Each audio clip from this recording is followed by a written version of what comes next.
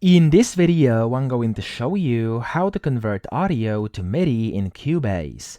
Now to do this, first you want to go to Cubase, your project, and you want to find your audio clip, which you want to turn into MIDI. So I'm going to pick this one and you want to double click it. Just like that, it's going to open the editor at the bottom, and you want to go to the top left here, and you want to click on Inspector to open that up, and you want to go to Vary Audio. So click on that, and then click on where it says Edit Vary Audio over here, just below it, and there we go, there's going to be some things popping up like that, and then all you have to do from here is simply go to where it says Choose Function, click on that and select Extract MIDI, and of course from here you can go and select the pitch extraction mode, and you can of course select the pitch band range as well as the volume mode and destination. And I'm just gonna click on the OK button, and there we go. As you can see, I've converted audio to MIDI inside Cubase. So that's it. I hope this video helped you out. If it did, please subscribe to the channel and help me out as well.